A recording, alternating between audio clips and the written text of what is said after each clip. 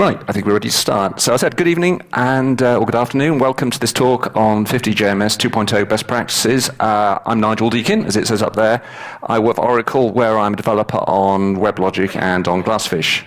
I was also the specification lead for JMS 2.0, which is the latest version of JMS and which was released last year.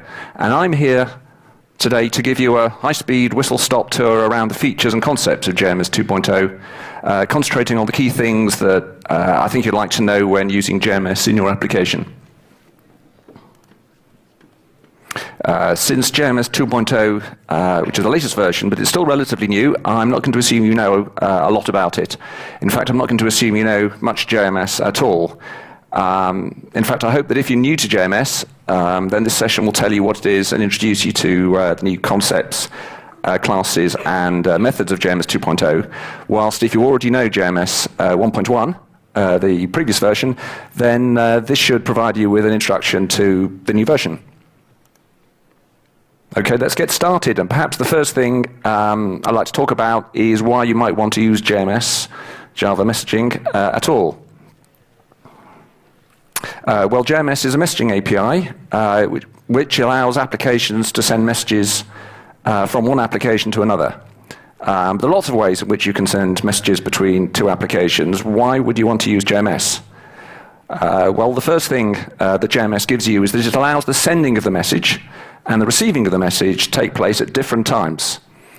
You could send a message now, and the receiver could pick it up later. The sending and the receiving applications don't have to be running at the same time. So a key characteristic of JMS then is that messaging is asynchronous. So completely asynchronous. Another key thing about JMS is that the sender and the receiver don't have to know anything about each other. Instead, they exchange messages using abstract message boxes. I just invented that term, called destinations. This makes it possible to send a message when the receiver isn't running. Destinations do. But it also means that the sender and receiver don't need to know the network address of each other. All they need to know is what destination to use and how to connect to it. So when using JMS, the sender and receiver can be in two parts of the same running program. Perhaps there's two applications in the same app server, or they can be in two separate programs in the same machine, on the same machine, or they could even be on, or they can typically be on different machines. The point is that all of these are possible, and the actual code doing the sending and the code doing the receiving doesn't need to know anything about the other or where it is. Now, I mentioned the idea of destinations just now. That's the idea of an abstract, as a word again, message box to which messages are sent and from where messages are received. JMS gives you two types of destination depending on the type of messaging you need. JMS gives you point-to-point messaging, is the term we use, called using a message box destination called a queue, and it gives you publish and subscribe messaging using a message box called a topic. I'll talk about these and what they are later. Now, what if something goes wrong in the messaging? The point about JMS is it allows you to make sure that your messages are never lost if there's a failure. And finally, and probably quite important from my point of view as a spec lead, JMS is a standard API. It's a standard on its own, and it's also part of Java EE. It doesn't have to be part of Java EE. So if you want your application to be able to change from using one messaging product to another, perhaps as an emergency exit at some point in the future, then it's a good idea to use one that supports JMS. That's if you're using Java, of course, which I'm sure we all are. Before we go any further talking about JMS, let's just mention a couple of other Java EE technologies which overlap with JMS, which can sometimes offer an alternative to it. Right, one of the most common uses of JMS is for work processing, where each message represents a piece of work which needs to be processed, sent around the system. Now, whilst that's a very good match for JMS queues, it's sometimes also something you can do using an asynchronous EJB call. When you make I'm not going to talk a lot about this, but when you make an asynchronous call to an EJB, the call to the EJB returns immediately, leaving the request to run the remote method queued up for later processing by the EJB. Now, what this gives you can sometimes offer a simpler alternative to using JMS for sort of work processing, so long as you're okay with what I'm describing, the restrictions it brings. The sender and receiver are going to be much more closely coupled than with JMS, because it's essentially a method call. The system might not be able to handle as large a backlog of messages or of work, I should say, when you're using async EJB than when using JMS. And if the whole thing crashes, well, who knows? You might lose all your incomplete EJB async calls. In fact, you're probably quite likely to do. So that's the asynchronous EJBs, but it can be useful if you're able to cope with its constraints. Another Java technology which I'd like to mention, which overlaps with JMS to some extent, is CDI's event model. This offers a simple observer, what I'm calling a simple observable mechanism, which is vaguely similar to JMS topics, but with quite a few big differences, looking at it from a JMS perspective. For a start, with CDI events, the sender and receiver need to be in the same JVM. Also, in CDI, certainly the current version, CDI events are not asynchronous.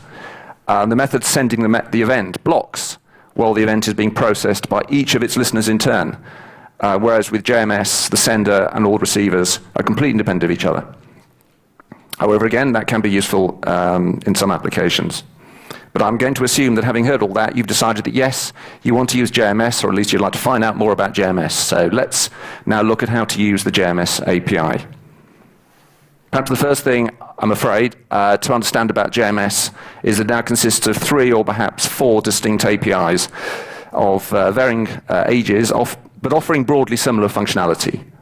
I've put them up here. Top left is what I'm calling what the spec calls the simplified API. This is the newest API and was added in JMS 2.0, which was released last year, 2013. As the name suggests, it's simpler to use than the older APIs, but it's no lower in functionality. And my basic advice here is, if you can use it, use it. Top right in the diagram is what I've started to call since JMS 2.0, I'm calling the classic API. That was actually added over 10 years ago. I think that means it is a classic, in JMS 1.1. I think it's probably fair to say most existing JMS applications use this already. And if that's what your code already uses, you're fine to stick with it. Don't get worried about the fact there's a new API coming along, because the classic API is not going away and you can carry on using it indefinitely. I'm not trying to force people into using the new API. At the bottom are the 2 APIs which were defined when JMS was first created in about 1998. Yes, quite a long time ago. In those days, there were 2 separate APIs. There were separate APIs for the 2 types of messaging that JMS supports, point-to-point and pub-sub. They're at the bottom. But these 2 together then effectively form a third API, which you could use, but they've really been effectively deprecated since 2001. So when JMS 1.1 came out, so I'd say basically avoid them if you can. Though again, they still continue to work. So basically, in summary, use the simplified API. If you can, that's the best practice I'd recommend. It's the simpler one, whilst offering the most features. And this is the API that I'm going to talk about for the rest of this session. Right, it's time we looked at some code. Let's start by looking at how you use JMS to send a message to a queue. Now here I'm starting with simpler Java. I'm starting with the simple Java SE case with no app server involved. We'll go through this in detail in a moment, but to start with, I want to introduce the key steps that you'll see in all JMS applications when sending a message. You need to get a connection factory. Those are in sort of red, orange. You need to get a connection factory which defines where the JMS server is. In this case, we're getting the connection factory by doing a JNDR lookup. You need to get a JMS queue or topic, which defines where you want to send the message. Again, in this case, we're getting that object using a JNDR lookup. You then connect to the JMS server by calling the method createContext on the connection factory object. This gives you a JMSContext object. This is a key object of JMS 2.0. Having got that object, you can use it to create the message you're going to send and then to send it to the queue. We'll look into the best way to do each of these in the following slides. Oh, excuse me. But before we do, let's look at how to do the same thing of that in a Java EE app server, like a session bean. This is actually quite similar. The main difference between Java EE and Java SE is the way you get the connection factory and queue or topic objects. We're talking about a queue here. Just like with Java SE, the idea or the best practice is to get these using a JNDR lookup. But instead of having explicit JNDI lookup in your code, Java EE gives you the @resource annotation, which effectively lets the container do the lookup of the connection factory for you, and the queue as well. Once we've got them, and as with Java SE, once you've got the connection factory and the queue objects, the way you actually send the message is the same as it was in the previous slide. Now, you might be wondering why we've been getting the connection factory object using JNDI. Now, as I said, the connection factory is the object that contains information about how to connect to the particular JMS provider that you're using, the JMS product you're using. This means that the way you create and configure the connection factory will depend on, well, first of all, which JMS product you're using, GlassFish, WebLogic, ActiveMQ, anything, and how it's deployed, like which machines it's on and what IP addresses it's running on. So to keep your application portable, you don't want any of that, the code to create and configure your connection factory in your code. Instead, the idea with JMS and Java with JMS is that you create the connection factory outside your application, keep all those dirty practical details outside your application itself, perhaps by using some sort of admin tool, and then store the connection factory in JNDI. And then what that means is that in your application, so in your simple Java SE application, you can then use completely standard JNDI code to look up the connection factory. As a Java SE, in a Java EE application, you can do just the same. But as you should have seen before, is you've now got the option of injecting the connection factory using an @resource destination, which effectively is sort of syntactic sugar to some extent for doing a JNDI lookup, but it does something else. If you use @resource to inject your connection factory, you don't actually need to define the JNDI name of the connection factory in the code at all. You can actually leave out the lookup attribute that you're using to specify the JNDI name of the connection factory, and in fact, if you just leave it out in Java E7, you'll just get a default connection factory provided for you, the one that sort of comes with the app server you're using. Or you can define, and this is the more common use, you define the JNDI name that you want to use for that connection factory in the deployment descriptor, somewhere else. Now, we don't have time to get into that. That's a whole new area. But the basic point is that if you're using @resource to look up your connection factory, you can even keep that's even better, because it not only keeps the details of creating the connection factory out of your code, it even keeps the JNDI name of it out of your code. Right. So that was connection factory. The next thing you need is an object that represents the message box, as I called it, that you're sending messages to or receiving messages from. If you're using point-to-point messaging, these are called queues. If you're using publish and subscribe messaging, I'll explain these in a moment, then these are called topics. As with connection factories, the way you create queue and topic objects is not standard, so you should create these outside your application and store them in JNDI. And then your code can look them up in the same way as for connection factories. In Java SE by doing a JNDI lookup, and in Java EE, preferably by using an @resource annotation. Okay, once you've got your connection factory, you can then use it to, we've got the connection factory from JNDI. Once you've got that, you can use it to create a connection to the JMS server. You do this by calling the method createContext. This gives you an object called a JMSContext, which you can then use to send and receive messages.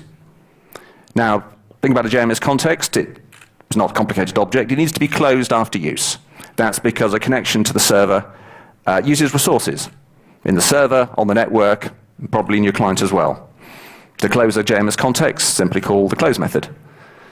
Now, since it might be relatively expensive to create a new JMSContext later, instead of closing it, you're quite free to cache it and keep it for later. But the main thing is you need to be aware it uses resources, and you shouldn't forget to close it when you actually don't have a need for it.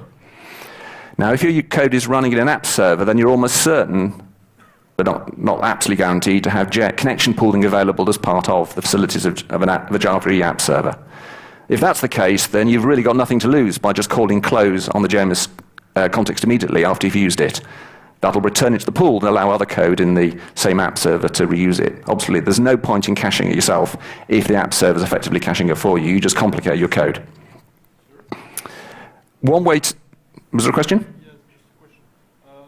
What happens, what we experience is that then we end up with, in the same transaction, to a lot of connection to our queue server. Because the connection is returned to the pool. If this connection is used by another thread, we end up with a lot of connection to our MQ server, and that also has serious impact when you have to commit the transaction. Right. I'm not sure I can repeat the whole question there, but essentially there's pros and cons of using a connection pool, and you have to be aware that you don't get anything for free there. If you'll excuse me, I'll go on because I've got quite a lot of material to go through. We can take messages at the end.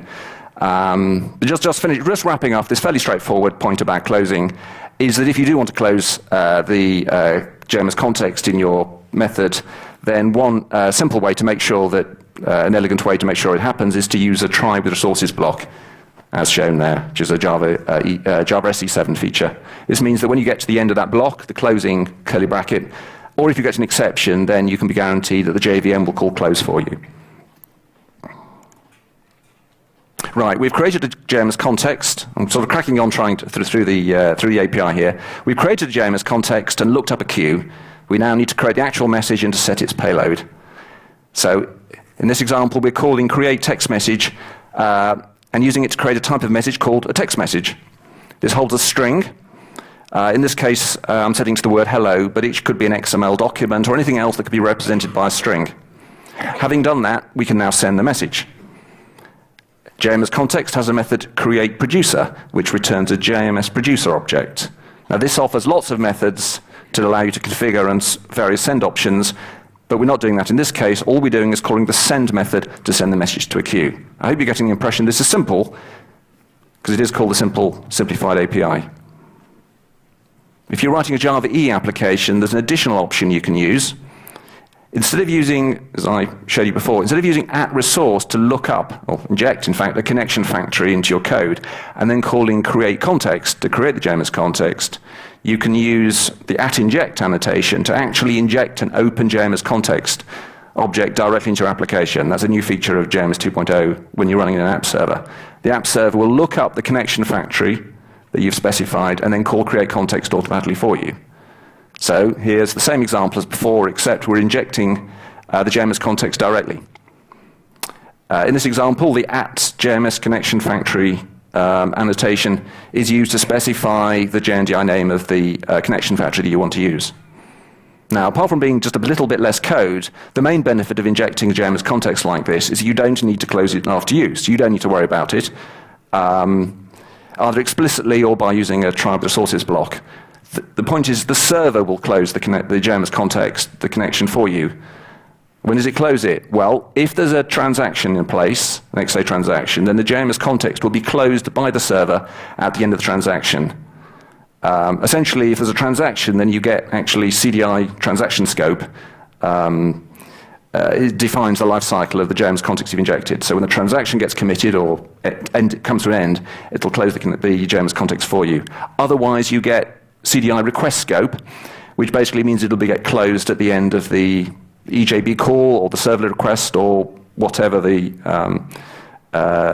actual definition of what request scope is defined in the CDI spec. But basically, whether there's a transaction or not, there's a defined point at which it's assumed you don't actually need that JMS context anymore, and it's closed.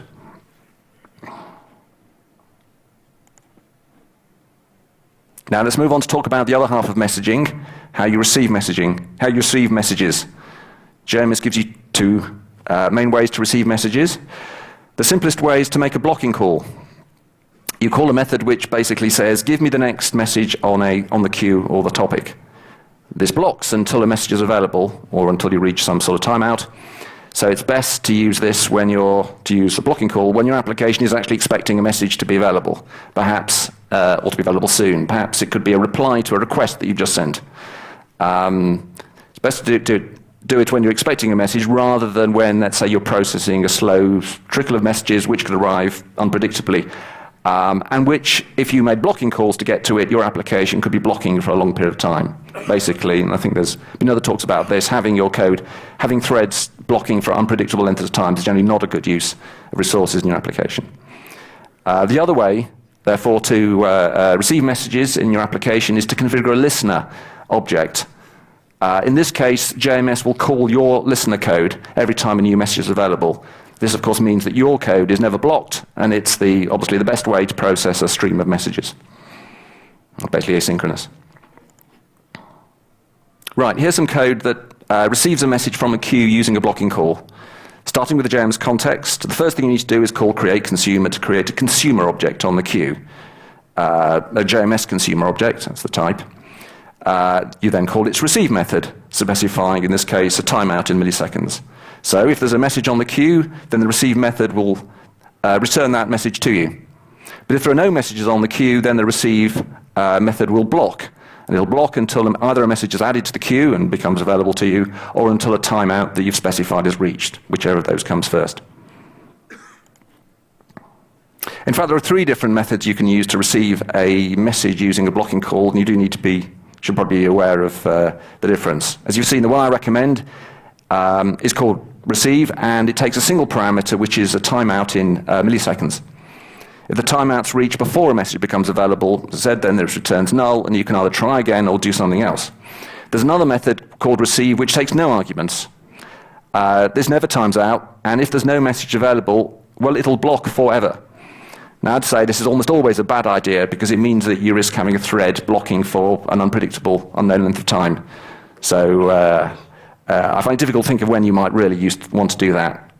Even if you're pretty sure there's a message going to be available, it's good to have a timeout, and then if the timeout's reached, well, then you either just simply try again, or you can throw an exception or handle it in some other way. So it keeps you in control, basically. There's a third method which you should be aware of, and you'll obviously see it if you start typing in your IDE and you start typing receive, and it offers you receive no wait as an option. This is called receive no wait. Basically, this is guaranteed to never block and to return the next message if one is immediately available. That's the term used in the Java docs. Otherwise, it returns null. Now, the problem with this is that the meaning of immediately available is not terribly clear. And the problem is, in practice, different JMS products interpret differently. Basically, as sometimes you might expect a message to be received because it can't be provided immediately without blocking. It doesn't give you it, and that might not be what you expect. So basically, it's not a terribly useful method. Different JMS products interpret differently, and I'd say it's best to avoid it. So use the top one of those 3. As I mentioned a moment ago, there's an alternative receiving messages using a blocking call. And this is to register an async listener object, which is called whenever a new message is delivered. Now, the way you do this depends on whether your application is running in a Java EE app server or not. So, in a Java SE application, just a simple client, you need to create an instance of a listener class and register it with JMS. Quite sort of old-fashioned way of doing it. The listener class must implement the javax.jms.messageListener interface. So you have to create that object and then register it by calling the method setMessageListener. We'll see this in a moment. In a Java EE application, then you still need to define a listener class, but instead of creating an instance of it and then calling setMessageListener, you should just simply annotate the object as being a message-driven bean and allow the app server to take care of this for you. Again, I'll give an example in just one moment, but the thing I just want to warn you is don't try to do the same thing in Java EE in an app server as you do in Java SE and call setMessageListener to try and register a listener object. The problem is the Java EE spec, and this all predated me by a decade, the Java EE spec actually discourages you doing that. It wants you to use MDBs, basically, and it actually recommends that app servers throw an exception if you actually try and set a message listener explicitly. Some app servers do allow it. It does, work well, but most don't. And basically, if you do that, you need to be aware that you run the risk of your application being portable. That's possibly a little bit of a pity, but that's just how it is. You just need to be aware of it. Right, just look at the Java SE case in more detail. Now, as I said, this is slightly looks very old-fashioned in the era of lambdas. But the first thing you need to do is to implement a listener class to process incoming messages, which needs to implement the JMS message listener interface, which defines just one method on message, which receives the message object as a parameter. So that's the example on the left. Now, what it does is up to you, but in this little trivial example, we're casting the message object to a text message, extracting its text string, and then logging it. Now, I should just say, and I'm going to give an example, is that actually can be replaced by a lambda expression, because that's there's only one method, one parameter. You can actually pass in a lambda expression to what I'm going to show on the right, which is basically how you actually plug in that message listener that you've created. First of all, you create the JMS consumer in the normal way. Then you use it to create a JMS consumer object, as for the synchronous case. JMS consumer object for the specific queue or topic you're using. To create the consumer object, for queues, you do it by calling create consumer. For topics, you've got a choice of other different methods, which I'll come back to in a moment. But basically, once you've created the JMS consumer object, this stuff's not complicated, you call it set message listener method to tell JMS to start delivering messages from that queue or topic to the specified listener objects. Then messages will now be delivered to your listener object by calling on message once for each message. And as I said, you can actually pass a lambda expression straight into set message listener if you wanted to. That was Java SC. Now a quick look at Java EE. In this case, if you want to receive messages asynchronously, you need to define an MDB and deploy it. This is also a class that you define that implements the JMS message listener interface, but with some extra annotations. These are needed because we're not writing any code which actually instantiates this object or calls set message listener. Instead, the app server takes care of this for us using the information in the annotations. This example shows the minimum annotations that you normally need. The annotations here specify that this is a message-driven bean. They set a property called destination type to say that you're receiving from a queue, and they set a property called destination lookup, which is set to the JNDI name of that queue. Lots of other properties that you could use. Lots of other properties are available to you. In fact, on the matter of best practice, there are several ways in which you can specify which queue or topic an MDB should receive messages from. Not all of these are portable, but if you use the destination lookup property, which is new in Java E7, in EJB 3.2, then it will be portable. Now let's move on to another important aspect of JMS, which is the threading restrictions you need to follow when using it. Now the first thing to understand is that the only objects in JMS which are guaranteed to support concurrent use are connection factory, queue, topic, and I should say, if you're using the classic API, which I'm not really going to talk about, connection. Those are the only objects that support concurrent use. Just about every other object in JMS doesn't support concurrent use, such as JMSContext, JMSProducer, JMSConsumer, and if you're using the classic API, session object. Now, unfortunately, or however, this is a bit more complicated than simply saying that these objects aren't thread safe, because you need to think of a JMSContext and all the objects created from it as being a single unit for the purposes of thread safety. So if you create multiple objects from a JMSContext, you can only use one of them at a time. An example of this then is, so if you create two JMSProducer objects or two JMSConsumer objects from the same JMSContext, then, or one of each, then you can only use one of them at a time.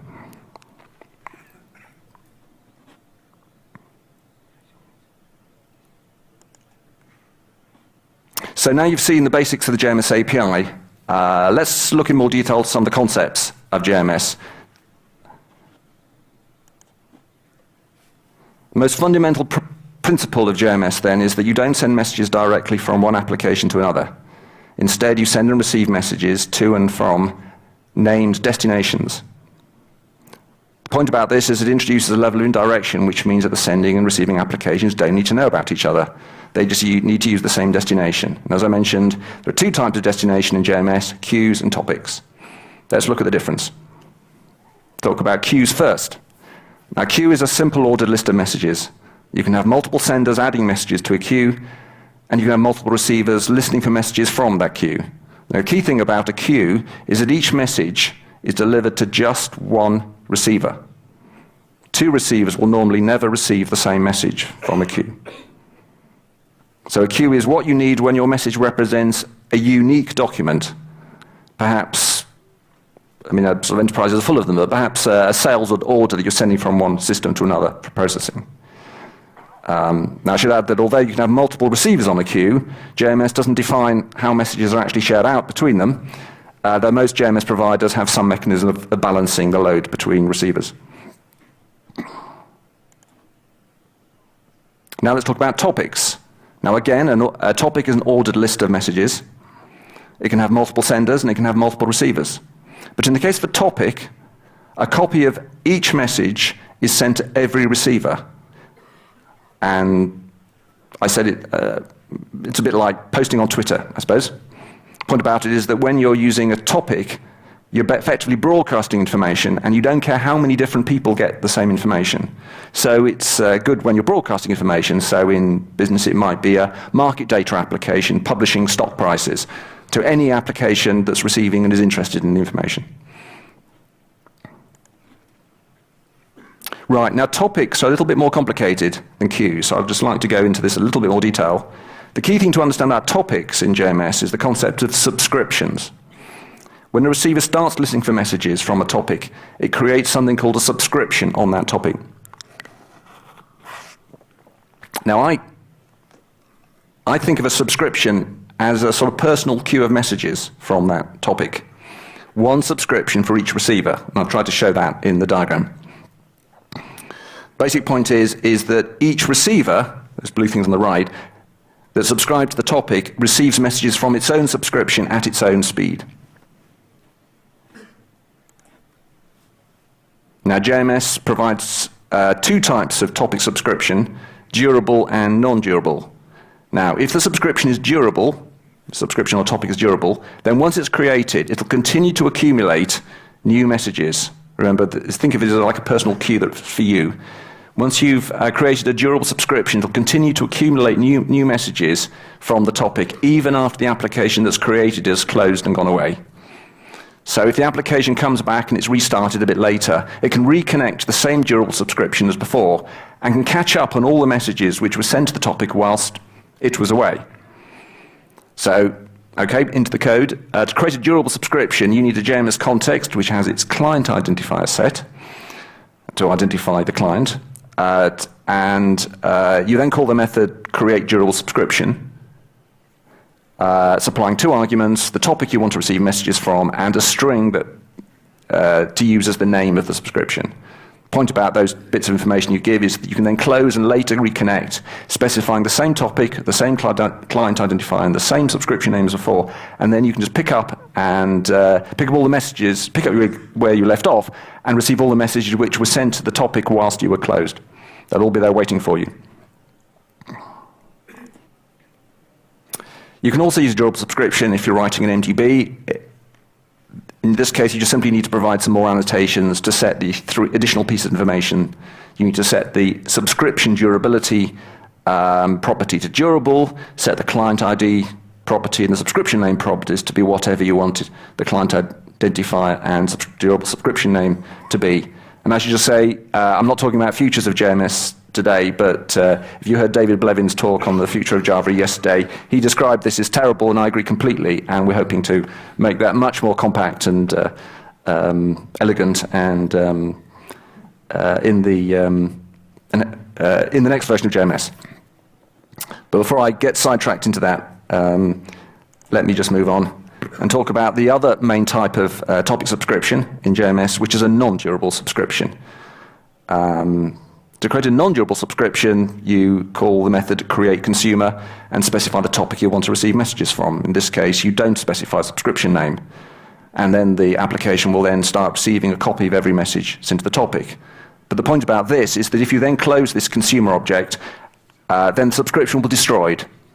So if your application creates a non-durable subscription, shuts down, and then comes back later, you'll get a brand new subscription, and you won't see any of the messages which were sent to the topic whilst it wasn't running.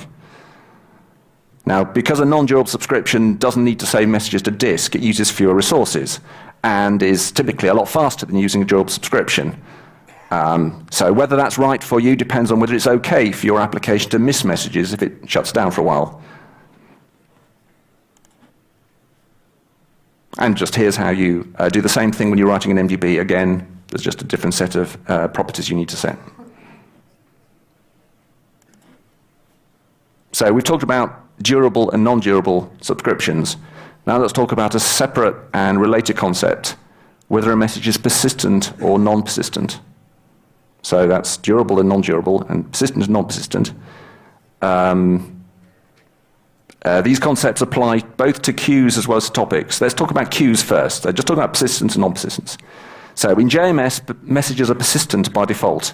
What this means is that when a sender sends a message to a queue, it'll get saved on disk, so it won't be lost if the server's restarted or fails. However, if you want to, you can specify that you want a message to be non-persistent instead. In this case, when a sender sends the message to a queue, it won't be saved to disk, but it'll just simply be held in memory. Now again, this can be much faster, but it also means that if the server's restarted or you get a failure, then all the non-persistent messages in the queue will be lost. Also, you may find that if the server becomes short of memory, then it might just throw away messages because it's not persisting them. So, but basically, you've got the choice. Now, whether a message is persistent or not is configured in our API terms on the JMSProducer object used to send the message. So, if you want to send a non-persistent object, call the method setDeliveryMode on the producer object and pass the argument deliverymode.nonpersistent to it. Then any messages which are sent using this JMSProducer will be non-persistent. Small remark about the previous sheet. It might be helpful to be more explicit in what you mean by the server. This is the messaging product server, not the application. Yep, there's just a reminder there that whenever I'm talking about the word server here, unless I talk about app server, I'm talking about the JMS system, which would typically be in some server process elsewhere. I mean, I have to be vague about it because the JMS specification doesn't say what the architecture of JMS is. It doesn't have to be a remote server, but typically there is.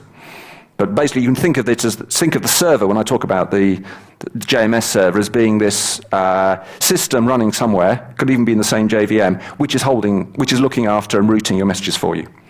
Thank you for that point. So I was just talking about persistent and non-persistent messages on queues. Now let's just talk about how the same concepts work with topic. As I said, remember that messages sent to topics are held in subscriptions, which can be durable or non-durable. So, as I think I mentioned a moment ago, we've basically got two overlapping concepts here, persistence and durability, and that can be quite easy to confuse. And basically, it's pretty arbitrary what those terms mean. But basically, in JMS, whether a message is saved on disk when you're using a topic depends on both of these together. And basically, I've just tried to summarize these on the right. So if you send a persistent message to a topic, it'll be persisted in any durable subscriptions that there are on that topic.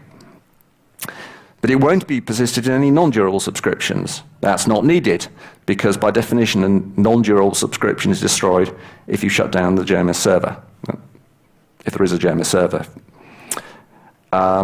If the message is non-persistent, then it's simple. It won't ever be persisted, not for either type of subscription. And even if the subscription is durable, non-persistent messages may be thrown away if the consumer disconnects or the server is restarted.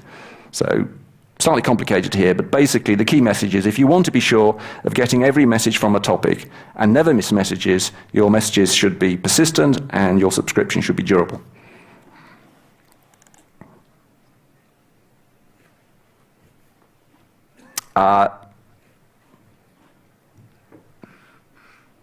Sorry, I'm just going to have a step here. Right. I just want to warn about a mistake, trivial mistake that can be easy to make. If you want to send a non-persistent message, I said messages are persistent by default, but if you want to send a non-persistent message, call the method setDeliveryMode on the producer object before sending the message. That's the example at the top there. What you shouldn't try and do is to set the delivery mode on the message object itself. You might do that even because there's a very tempting method called setJMSDeliveryMode on the message object. So you just might see that in the editor. However, that method doesn't do what you think. It doesn't really matter what it does, but in fact it's there for the use by the JMS provider to tell you whether a message that you've just sent is persistent or not. But calling this method doesn't actually affect what happens when the message is sent. That's the main thing, is that it, from an application's point of view, that second method basically doesn't do anything useful. So don't call it. Common mistake. Now, we've talked a lot about messages. It's now time to talk about the various types of message that JMS provides. Probably the most common type of message is a text message created using the method createTextMessage on the JMSContext object. This contains a single string object, which could be a block of text, an XML document, or anything else you can think of that's a string. Another very common type of message is a bytes message. This contains an array of bytes, so it can be used for any type of binary data. If you're looking for the most efficient kind of JMS message, it's probably this one. There's also an object message. The body of an object message can be any serializable object, which can be very convenient, but you should note that if you're using an object messages, then the class of the payload object needs to be available on the class path of both the sender and the receiver. So although sending a serialized object can be very convenient to you in terms of your code, be aware that it ties your receiving and sending applications together very much more closely than the other types of message, which isn't always desirable. But it's there if you need it. Fourth, there's the simple message object, which is simply a message with a header but no body. Two further message types which I think are used rather less often. One is a stream message.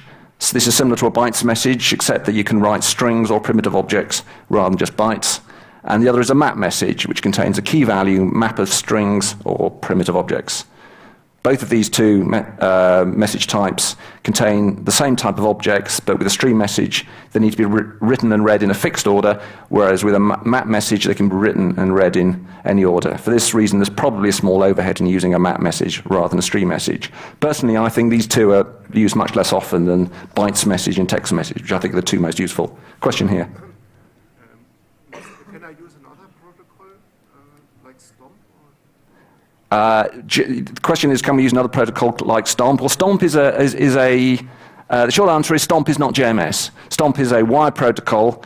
It is possible, and some products do it, to actually implement JMS so that the wired protocol it uses is Stomp, but in a sense that's not defined by JMS what the protocol is. JMS is the programming API, and how it's delivered is, in a sense, is orthogonal to that.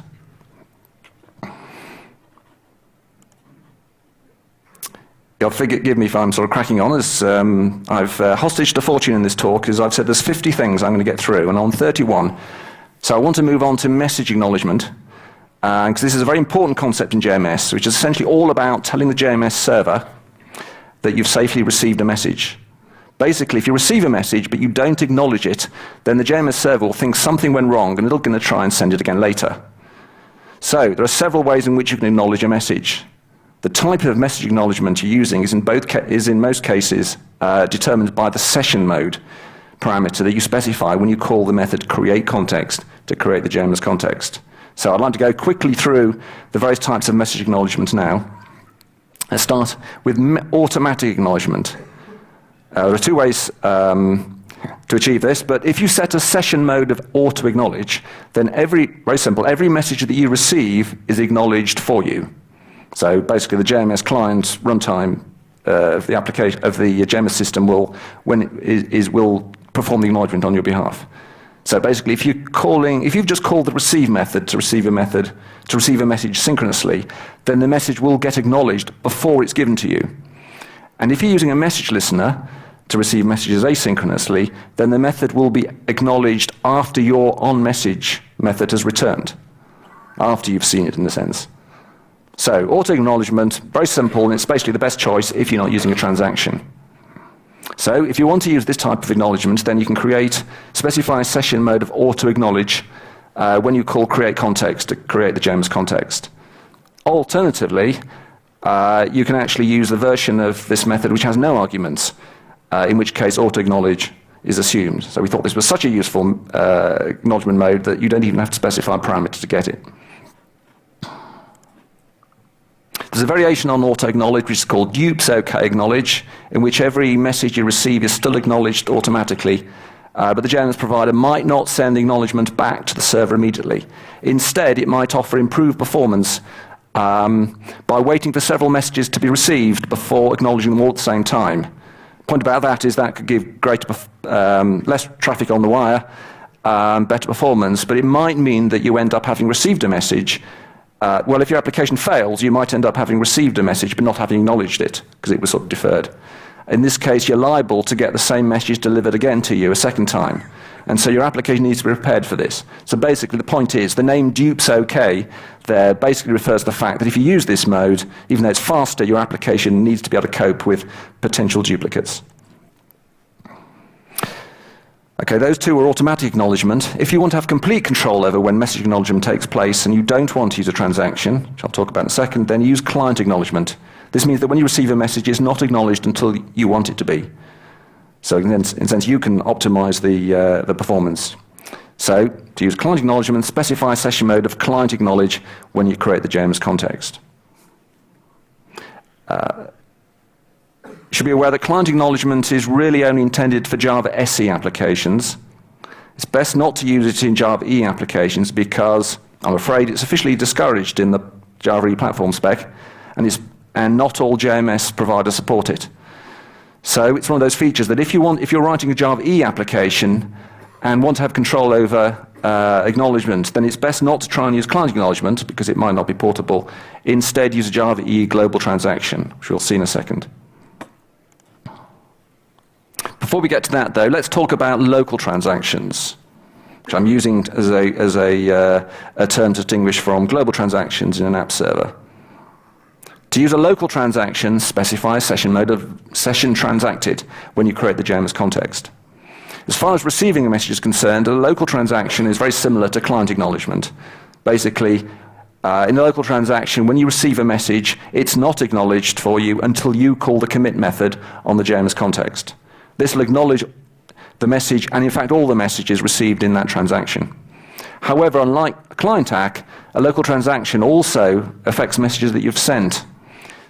When you send a message and you're in a local transaction, it's not actually added to the queue or topic until you actually call commit.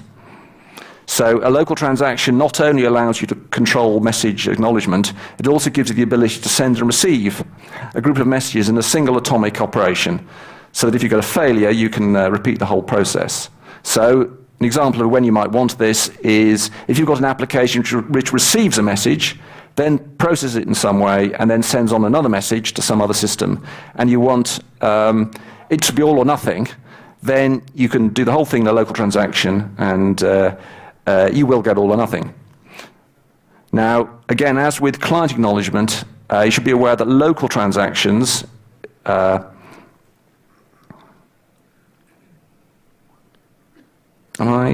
Yes, local transactions as created with session transacted in the top line there. They're really only intended for use in Java SE applications. Again, they're discouraged by the Java E platform spec, and you'll find that not all JMS providers support that. So be aware of that. So anyway, if you're using Java E now, then you've got another option available to you. In fact, this is really the option you're encouraged to use, which is to send and receive messages in global or XA transactions, just standard application server transactions. As with local transactions, outgoing messages won't get sent, and incoming messages won't get acknowledged until the transaction is committed.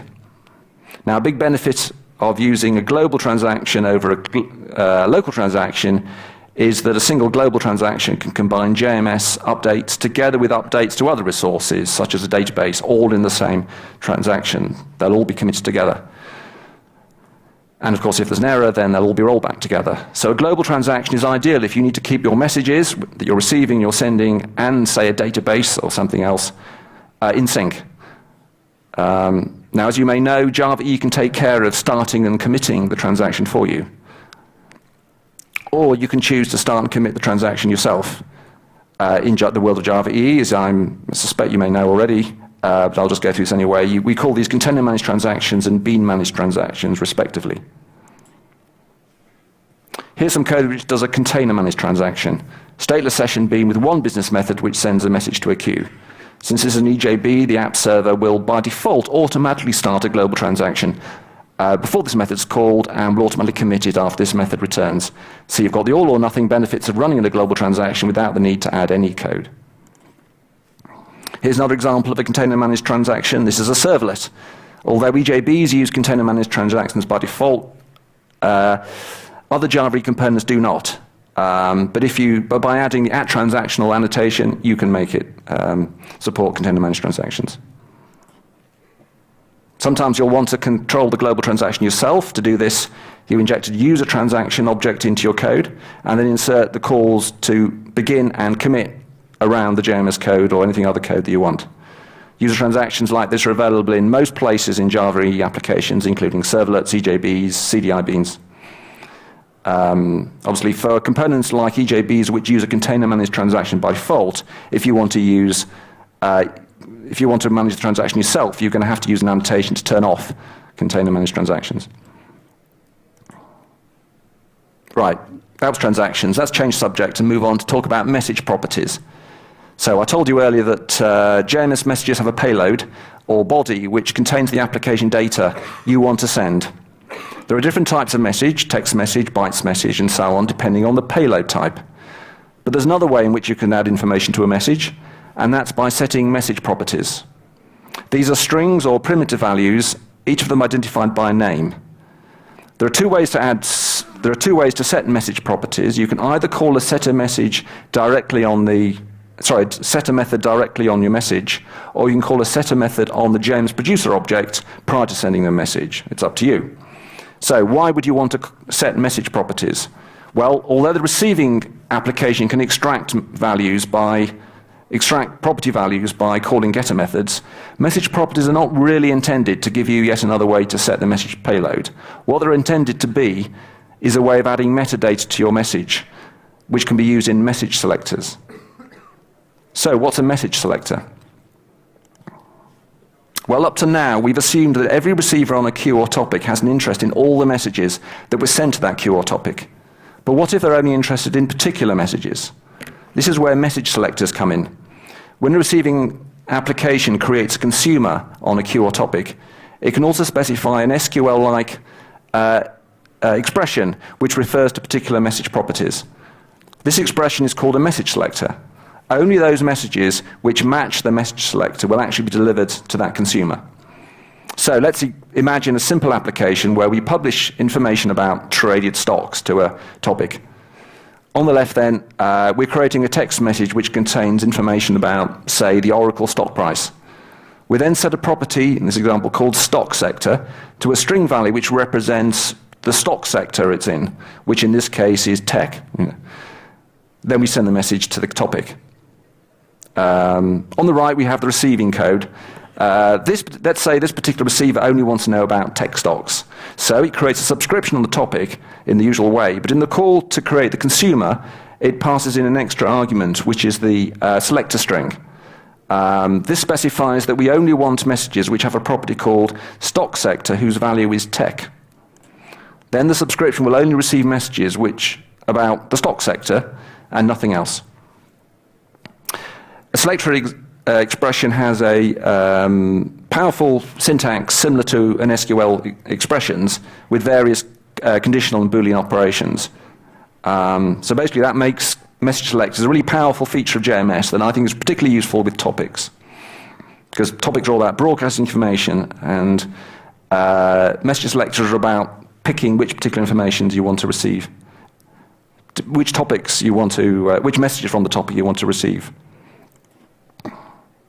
Right, that was at some speed the main features and concept of JMS. Now let's talk about just a few features of JMS which are there to make writing applications easier. Of all the examples so far, when we've wanted to send a message, we've first created the message object of the required type, set its payload, and finally call send. But in many cases, it's not actually necessary to create a message object. Instead, you can pass the message payload directly into the send method. This will create a message of the appropriate type for you, set its payload, and set it to the queue or topic. This makes your code simpler and shorter. Note that it doesn't make any difference to the receiver, which will still get a message object in the usual way. It just saves the receiver from having to create it. That previous example, in fact, I went slightly too fast there. That previous example showed you how you can actually set message properties on the producer object prior to actually sending it. Let's just look at that in just a little bit more detail. You can use the JMSProducer object to actually configure message properties before calling send. In fact, that's really what JMSProducer object is for. It's a lightweight object, cheap to create, with set of messages to allow you to configure almost every aspect of a message before you actually send it. A very useful feature of these setter methods is that they all return the JMSProducer object itself, so you can basically chain them together. So basically you can configure an object and send it all in a single line of code without the need to ever actually assign the producer object to a variable. Finally, I just want to spend just a few moments mentioning a few of the more advanced features of JMS, which I think we haven't got time to do in a great deal of detail. But we talked about the importance of message acknowledgement earlier. Now I'd just like to just discuss what happens if a message is sent to a receiver, but it doesn't get acknowledged. What happens then is the JMS receiver will try and deliver it again. We call this message redelivery. Typically this happens when something's gone wrong. Perhaps your application has crashed and been restarted. Perhaps your code has detected a problem which caused on-message throw an exception. But in both these cases, your code needs to be able to cope with the possibility that it's getting a message that you might have received before. So in JMS, if a message is being redelivered, then the redelivered flag is set. And you can check this by calling the method getJMSRedelivered on the message object. Note the JMS provider can't always be sure whether it's trying to deliver a message before, so it can sometimes set the redelivered flag just to be on the safe side. But in either case, if this flag is set, then your code needs to be able to cope with the possibility that the message might have been delivered before. There's a variant on this. If for some reason your message is being repeatedly redelivered, you can detect the number of times it's being redelivered by looking for a specific integer property called JMSX delivery count. And basically, you can detect that if you've got an object whose delivery count is 10 or something, then something is clearly wrong with that message because it's being redelivered. So you might need to handle it separately. Another useful feature of JMS is the ability to create temporary queues and topics. These are very simple to create. You don't need to do any special configuration or to do a JNDR lookup. Simply call the method create temporary queue or create temporary topic, and the queue or topic objects will be returned. Temporary queue or topic works just like any other queue or topic, with two big exceptions. Although anyone can send messages to a temporary queue or topic, only the JMS context that created it can receive its messages. And if the JMS context that created it is closed, the temporary queue or topic is destroyed. So what's the point of them? Well, in the case of temporary topics, I'm not sure actually, but temporary queues come in very useful when doing request-reply messaging. So it's a very common messaging pattern used when one application sends a request to another application, which then sends back a reply to it. I'm not going to go through this in detail, but the basic idea is that the requester creates a temporary queue by calling the method create temporary queue, and then creates a request message, and then saves the temporary queue in the message by calling the method setJMS reply to, which is a special message header provided for exactly this purpose. The requester then sends the message to the request queue and then waits for a reply from the temporary reply queue. Meanwhile, one of the responders that are receiving this processing requests is listening for requests and messages on the request queue.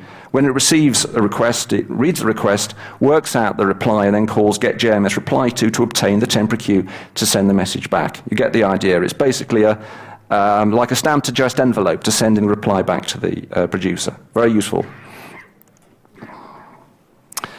Final point I just want to talk about before I finish is how JMS handles message order.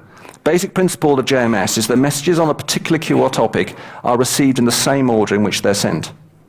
However, this only applies to messages sent by an individual sender and messages received by an individual receiver.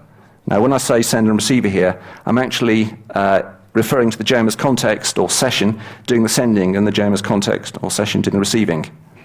So if you've got two senders and they're both sending messages to the same queue, then you can't assume that any effort will be made to preserve the relative order in which messages were sent by the two senders. Now, this is simply because it's a hard thing to achieve in a multi-process, multi-machine networked environment, though many JMS providers do actually just do that. Now, similar if you've got two receivers on the same queue, then each receiver will receive its messages in the correct order, but no attempt is made to control the relative order in which the two receivers receive messages. Having said all that about message order, there's a number of exceptions. You can give a message a priority, and higher priority messages can overtake lower priority messages. If you're sending non-persistent messages, because they can be faster, they're allowed to overtake persistent messages. And you can also set a delivery delay, which is sure to change the order in which the messages are delivered. I mentioned message priority, quite simple really. When you send a message, you can set its priority to be a value between 0 and 9. 4 is the default, 9 is the highest priority. And the basic idea is that the JMS product is expected to do its best to deliver higher priority messages before lower priority messages, but you can't rely on this. I also mentioned that setting a delivery delay offers a way to override message order. Before you send a message, you can specify a delivery delay in milliseconds by calling the method setDeliveryDelay on the JMSProducer.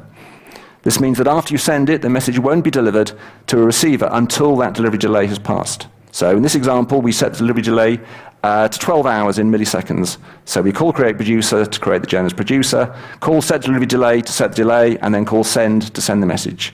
It'll be added to the queue or topic straight away, but it won't be delivered to a consumer until at least 12 hours have passed. So there we have it, just in time.